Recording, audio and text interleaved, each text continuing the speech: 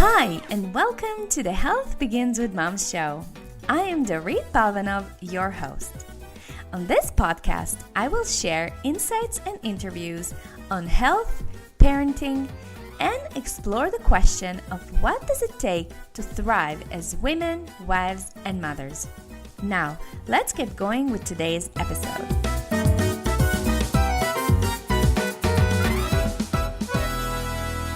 Hi everybody, welcome back to the podcast. I am Dorit Palvanov, your host. Health Begins with Mom is the place for moms who want to learn how to thrive as women, wives, and mothers. Today I'm hosting a very special guest on the show, someone I've met through the Jewish community here in Toronto, Canada. Her name is Limore Twena. Limore is a wife, mother, a painter, a Judaica artist, and a singer. She's a trained opera singer with a 3-octave range. She has performed for the Jackson family, the LA Police in honor of Shaquille O'Neal, the mayor, and many more.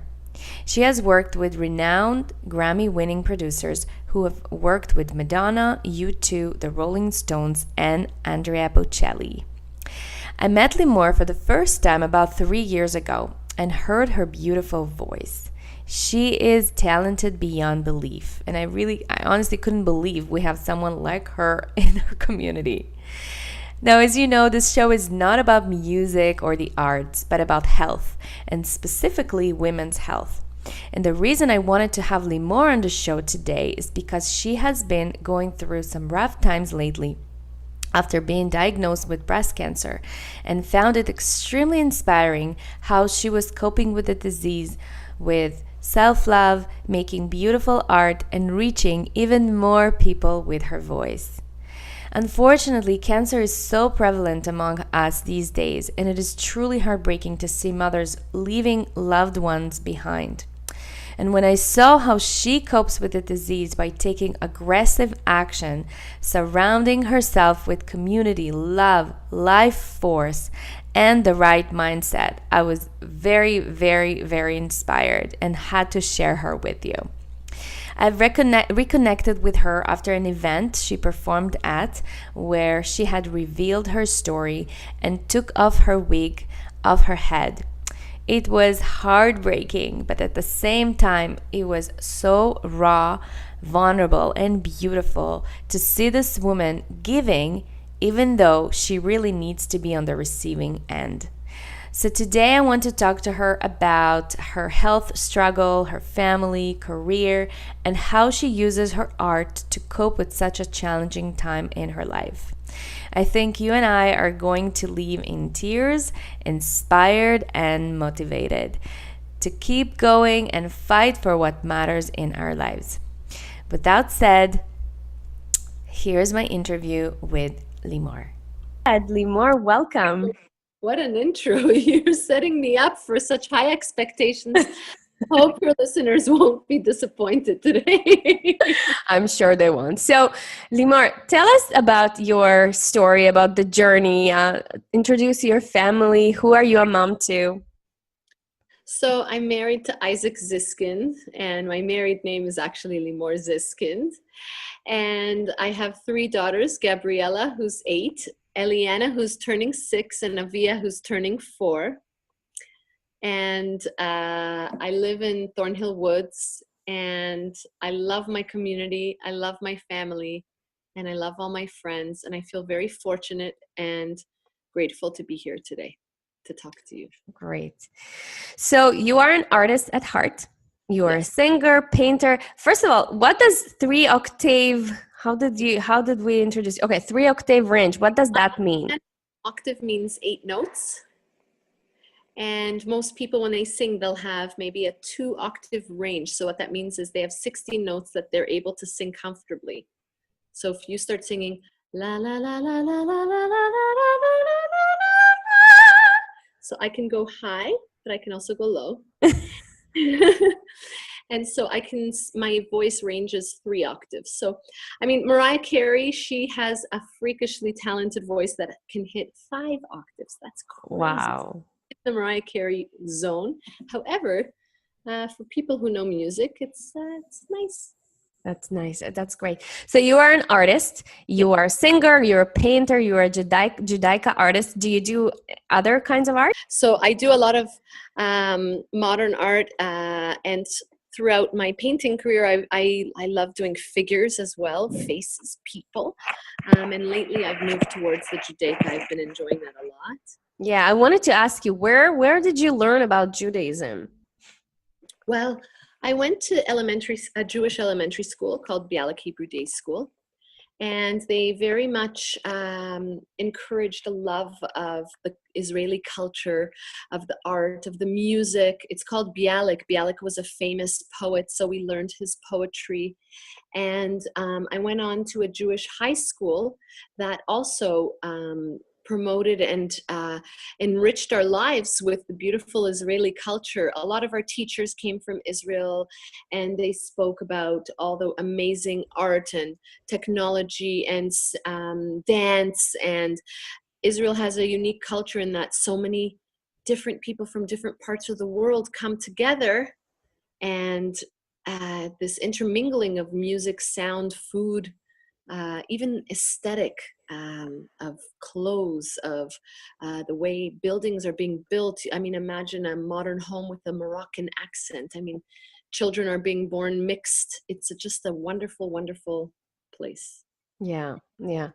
So, do you do singing most? Like, would you say that singing is your biggest career? At the moment, yeah. When I had my kids, it was much easier to paint, because if I had a baby that fell asleep at night, or if all the babies were asleep, then I'd have a few hours to myself and I could just sit down and paint. Um, but now that they're a bit older and I have a bit more freedom, I can sing more easily, because, it's not so easy to set up a studio session. I have to get there, I have to leave, it's at a certain hour. So So, singing. yeah, so singing, and especially like I'm sure you're performing in front of big audiences. Yeah, How does that work with, three young kids? I'm sure there is travel involved. we get a babysitter. Yeah, I love that. I love that. I always say that it really does take a village to Village. raise a child, and Huge village. I think we recite it over and over again, but we don't really sort of internalize what it means.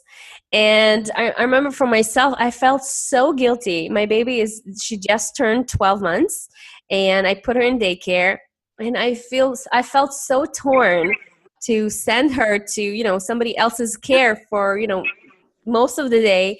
But then I'm like, oh, you have so much time to do the things that actually fill you up. And Yeah, when you do things that you love, your kids actually benefit from it, right? of course, of Mhm. course. Yeah, so I love that. So I wanted to, as I was doing some research about you on the internet, I found a book that you've written with your grandfather, and I thought it was it's both ironic and incredibly awesome that this book is called By My Mother's Hand, given that this Shoot. podcast Yeah. given that this podcast is for women who are mothers. So Yeah. can you talk about the book and what motivated you to put this out into the world? Yeah. So let me start by explaining why I decided to write the book and the explanation for the title. It's really, you made that link. I'm so impressed with you right now. So I used to go hear my grandfather speak when he was alive at all these different events at high schools, at universities. He used to speak in Florida, in Toronto, and I used to try and remember every detail so that I could retell the story to my children one day. And I had a really hard time remembering it. And it's because I didn't live it. When you live a trauma, you remember every date. Mm-hmm. And because I didn't live it, I couldn't remember all those details. The date that they liquidated the ghettos, and the date that he got on the train, and the date that they were liberated, and all these dates I couldn't remember. And I thought to myself, Saba, how would you feel if I wrote a book so that we can give it to the grandchildren and they can know your legacy. He was so excited. It was always his dream. So I would leave work on, during summer hours, we would get half the day off on Fridays, which was wonderful. And I used to sit with my laptop and he would tell me a story. And I just went, one day at a time, bullet points. It took me about a year of just going there ever so often. And then we did a lot of editing. We made sure that every date was corroborated by what could have happened or did happen, actually. So we checked the dates that the ghetto was liberated, the particular one that he mentioned, and we looked online and boom, the date was correct. And so we cross-referenced every single date that he mentioned, drew a map of his travels, and I recorded his story in a very matter-of-fact way, not complicated, just how he saw it. And what I was most impressed about my grandfather going through the Holocaust was that he never judged anybody for their reactions to the trauma and to the horror of what was going on. Mm-hmm. Still had the strength to preach tolerance. Go around high schools and tell the students, intolerance leads to stories like mine. So therefore, we must be tolerant of each other. Oh, I love that. Everyone must be tolerant of each other's ways. And can you talk about the title?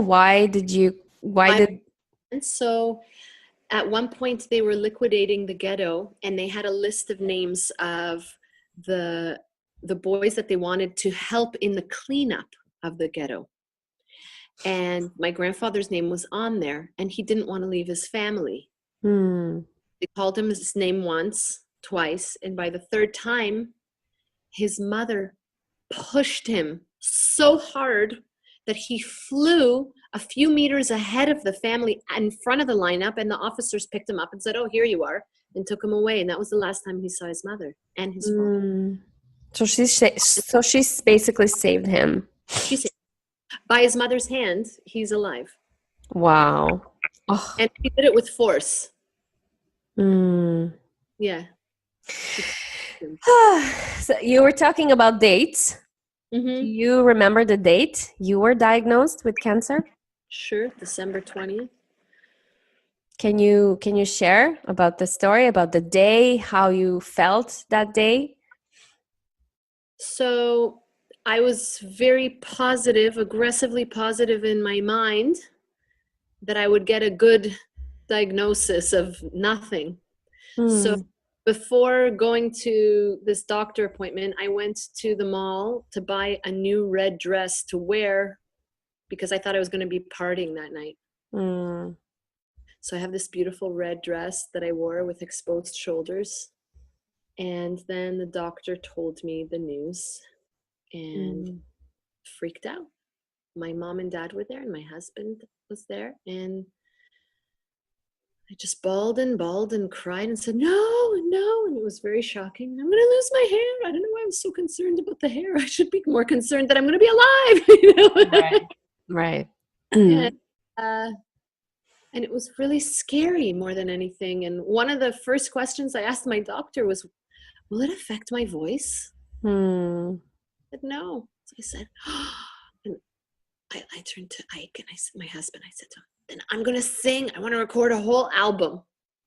And of course he thought I'm crazy. Yeah, right. But that's what I did. Yeah. So I hear you talking a lot about this term, positive aggressiveness. Can you share a little bit about that? What do you mean by being positive aggressive? Aggressively positive. Aggressively positive. Sorry.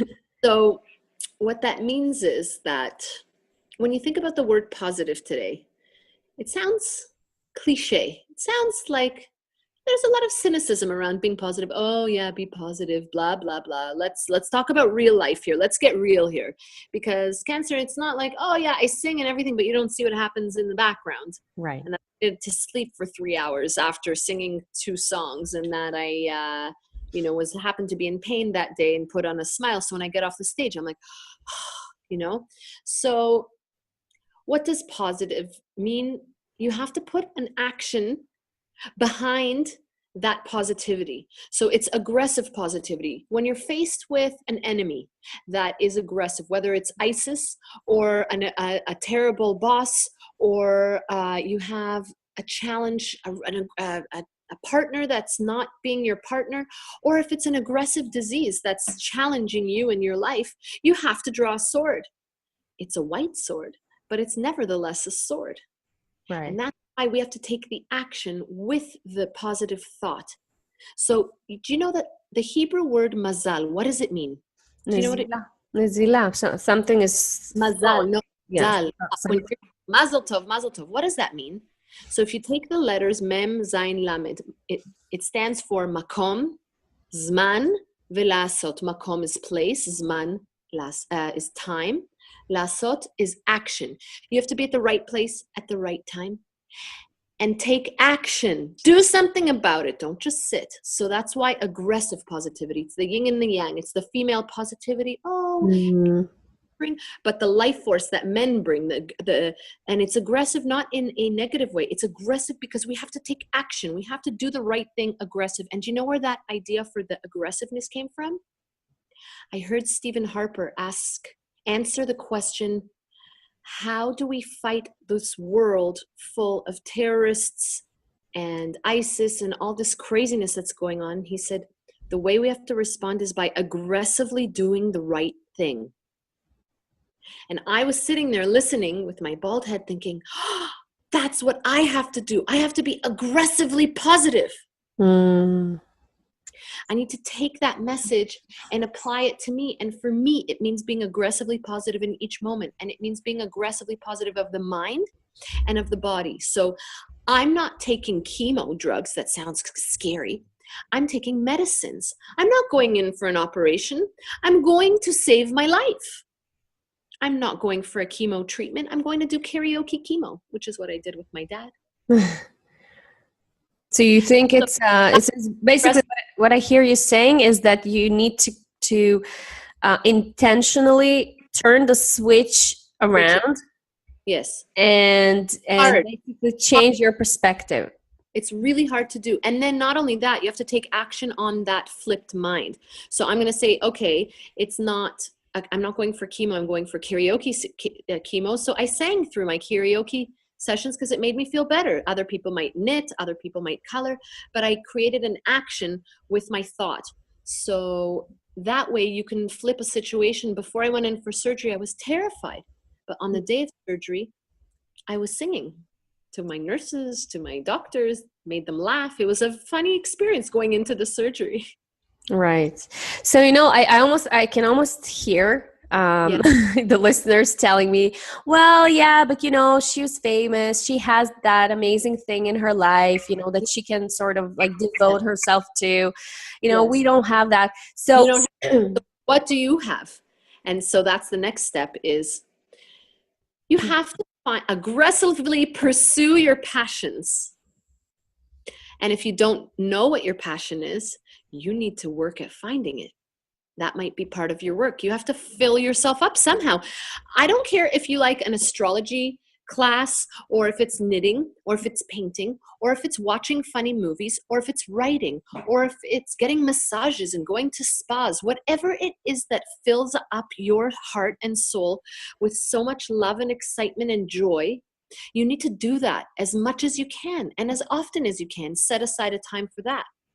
And if you don't know what it is, set aside time to finding it out. And people will say to me, your listeners will say, oh, it's so easy for you to be positive. No. I'm not positive. I'm naturally negative. It takes practice. Try a minute a day. A minute of thinking positively, aggressively a day. The thoughts come in, you push them out. The thoughts come in negative, push them out. 1 minute. Work up to 2 minutes. Then you're up to 5 minutes. Next thing you know, you find your passion. And you know what helps too? Music. Yeah, that ties beautifully with my next question. I got so many things by listening to Despacito. So I just discovered that helps me do my exercises better. So I have these exercises that I have to do. I don't have full motion in my arm. This is as high as I can go. And before I go to the next step of treatment, which is radiation, I need my arm to be full range of motion up to 11 o'clock. So I'm at maybe 9 o'clock. So I found that these stretches, it was really hard for me because it's almost like you're counting your pain. 1, 2, 3, 4. And it's like, oh, and it's such torture.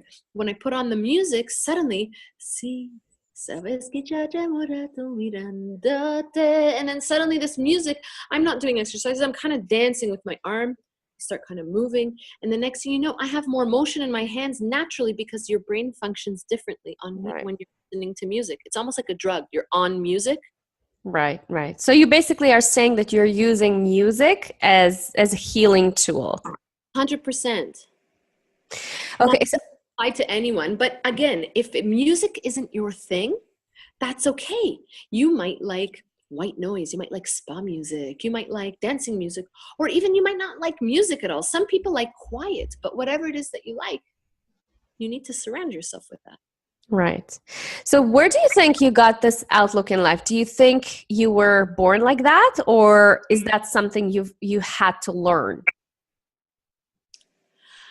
I would say it's 50-50. So I think that some people are naturally born happier than others, and any mother with more than one child can see that. And even a mother with one child can compare her child to her nieces and nephews, and you can see that personalities change with each child. Some babies are naturally happy. Some babies are naturally fussier, or middle child syndrome, your middle child might be a little bit more whiny, no fair. So I do think that some of it is genetic. However, I do think that the other half is learned behaviors. And it takes practice, and it helps when you're surrounded by adults that teach you this way of thinking. I grew up with 2 grandparents that went through very difficult challenges with aggressive positivity, I would call it really. My grandmother was diagnosed with MS 50 years ago, back during a time where they knew what it was and they had no medicines for it.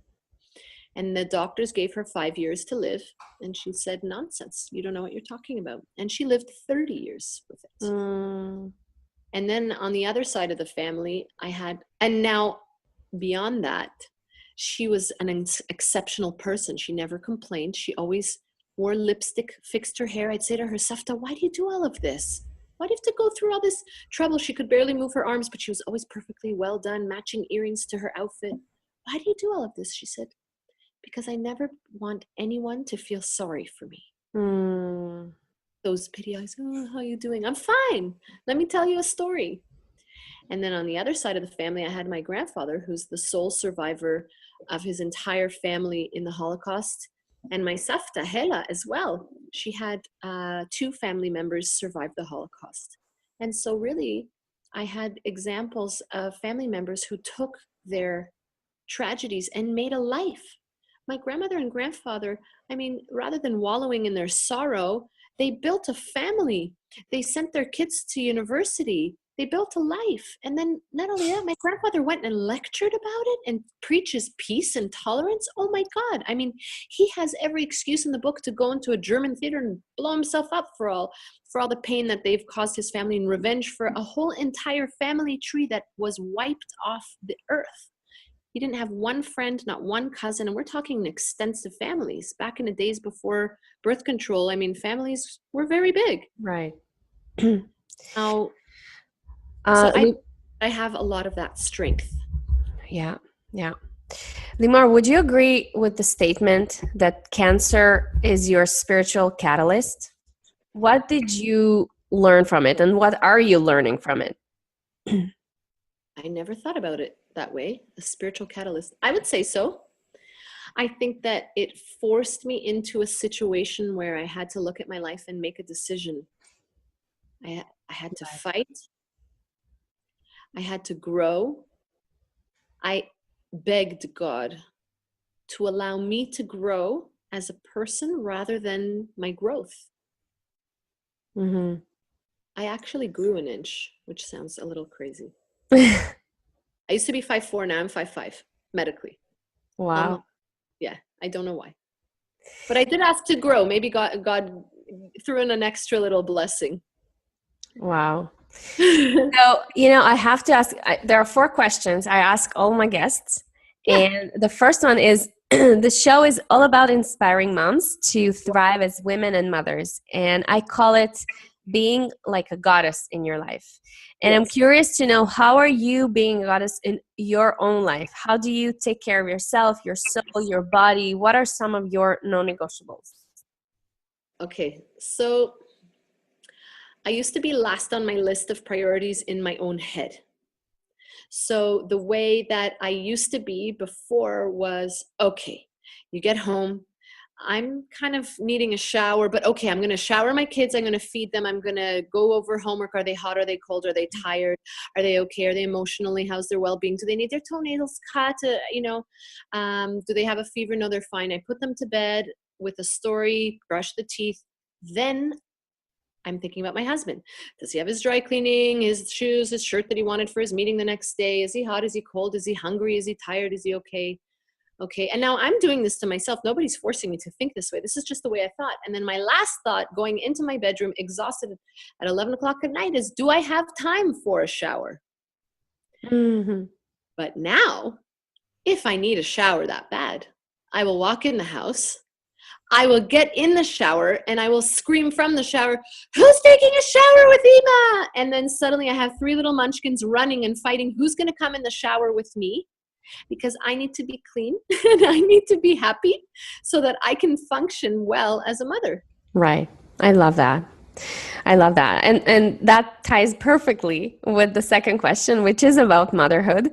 So what advice does your now mommy self would have given to your pre-mommy self? Maybe relax. Just relax. It's okay. If you didn't conquer the world, because you've conquered the world in every moment, you just don't realize it. Because we're in survival mode. We're like rushing. I wish I could look at myself and just be like, breathe, relax. It's going to be okay. That toy being in its place and the food being perfect. Like I used to try so hard to make this healthy food, quinoa and all that. And I didn't want to eat it. And you know what? I invested so much negative energy in making these complicated foods that they were like, Pech. And then, I'd get so annoyed that I would finally just sit them down and give them cereal for dinner with a little bit of sugar on top. Sometimes if it was just plain Cheerios, and wow, Ima, this is the best cereal ever. Right. So I've noticed that I've started making foods that I'm craving more. Because what happens is I make those foods so good. So I made myself cauliflower one day in the oven, roasted with some spices, shawarma spices that I want. And as I was eating them, and I made shawarma chicken as well with onions, and it was like crispy and delicious. So as I'm eating it, I'm like, oh, wow. And I'm like, whoa. And suddenly I have this little voice, Eliana, comes in, Ima, can I try some of your shawarma chicken? Sure. The thumbs up, they're like, yeah, we like it. And it's because I made it with such good energy, and they saw how much I was enjoying it, that they'd be willing to try. So I started giving them stickers. I have a good behavior chart because I like to encourage good behaviors in my house as much as I can. And so they get stickers for trying new foods. Nice. I love that. Putting it in their mouth, just try it. Because they say that if a child tries something 20 times, that's how much it takes to start liking it. Yeah. So they get stickers. So what do I care? They get 20 stickers. I put on the wall. They're so proud of themselves. Yeah. Yeah. So, Limore, what are some of your current challenges as a woman, wife, or mother? I think my biggest challenge is just getting through every day. I mean, I don't want to go ahead and make it so grand. Right now, it's just every day is hard to overcome in an aggressively positive manner. And if I can get through today, then I know I have a better chance of getting through tomorrow. And I feel like as mothers, it's hard to look so far ahead because every day is so challenging. Right. You have little people who need you every moment of the day. It's crazy. So even when they're at school, your mind is still going and organizing life.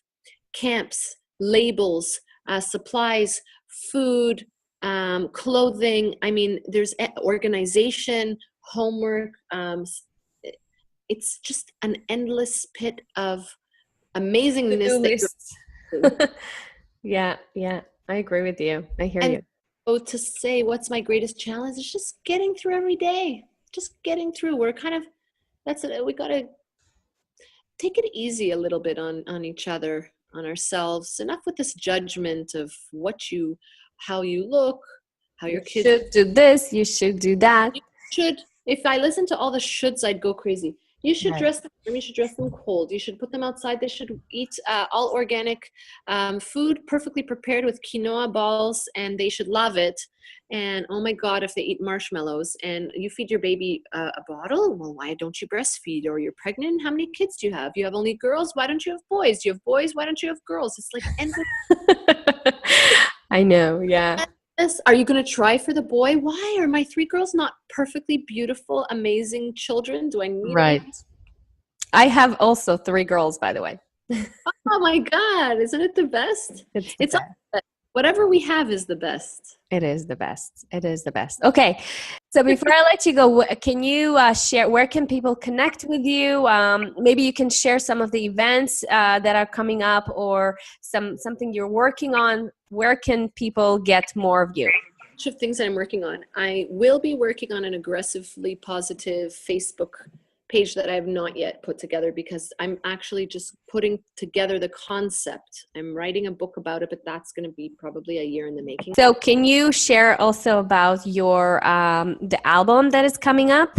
Yes. So I wrote an album with Kayla Diamond, who is my brother-in-law's youngest sister, who is a super talented singer-songwriter that has the most amazing voice and amazing piano skills and amazing ability to put together music that's meaningful. And when I was diagnosed, she asked me, how can I help you? And I said, I want to write an album. And so she came to my house every week. 1 week she would come to my house to write. 1 week we would go to the studio to record the song that we had just written. So within a few months of that, once a week, we wrote a whole album. And so I would have lyrics prepared, and then we would finesse the lyrics, and together we would work on the melody, and we would plonk it out. And it was actually quite a fast process. I mean, within an hour, we would have a song. Wow. Yeah. You know, when it's ready, it's ready. When something, you know, because sometimes you need, you know, there is a concept that you need to sort of like brew or cook for years sometimes. Yes. But when it's ready within you, then just like you said, it's a matter of an hour for it to be completely, you know, ready to serve. Yes. Yes. So Yeah. I really like I was just bloating with inspiration, and I did film a video. So the videographer, Michael Nisim, Yeah. who videoed the Judaica Duri event for the food bank, where I took off my wig. He was very inspired by my story and what I had been through, and offered to make a video for me for Alive. And so everyone that appears in the video, including the dancers, they all donated their time in order to make my dream come true. Can you know, I didn't ask you that question before, but can you share a little bit about that revealing or the taking off the wig? How did you plan it? How did that happen? So it was always kind of in the back of my head that maybe I should do that, because I felt like it would be very liberating not to wear a wig. Itchy, it was hot, it gave me a headache. Didn't feel exactly like me. Felt like I was hiding what I was going through. And I'm a very public person, and I'm definitely an extrovert. And so for me, it just didn't sit well with me to wear a wig all the time. And I was doubting whether I would do it right up until the last second when I went on the stage. So I asked my sister-in-law, Tanya, should I do it? Should I not do it? I don't know if I should do it. She says, do what you feel. I was like, okay. And so as I was sharing the story on stage with the crowd, and I got such a beautiful reaction to my story, and people were really sitting and listening, I thought, everybody in this room, 400 women, I just revealed to them what I'm going through. They know I'm bald under here. So who am I fooling anymore? I mean, it's just annoying. So why don't I just take it off? And I said to the crowd, I hope you don't mind. I'm going to take off my wig. I'm dying to take this wig off. And I took it off. Wow. How did people react? How did people react after? Whoa, I got a standing ovation. It was crazy. Right. I never experienced anything like that in my entire life. And I just, from that moment on, I stopped wearing the wigs. I changed my Facebook profile to my bald head at the event. And it was almost like my coming out party. Like, oh, hi, I'm going through this. And here it is. And I felt really beautiful. I love that. And what I love the most is the way you are showing up to your life. I think this is the best lesson for your girls, especially because they are girls. They will grow up to be women who really respect themselves as being women and being true to themselves. So I just want to acknowledge you for that. Thank you for, inspiring your own family and also the family and our community and all of that. I am really honored to have the opportunity to interview you, and I wish you all the very best. Wish you lots of health and lots of mazal, like you said, with your projects, with everything that you're up to it. And I hope to see you very soon. Thank you. Thank you for listening to the Health Begins with Mom show. I love hearing from you, so please post your comments and questions over at healthbeginswithmom.com/podcast. If you love the show, please share it on social media and in your real life with other moms who might enjoy this content. And if you have a burning question or topic you'd like me to hit on the show, just drop me a line at dorit@healthbeginswithmom.com. And if you love this show and really want to support it, please go to iTunes, write a review, and subscribe. Thank you so much for listening, and I'll catch you next time. Much love and many blessings.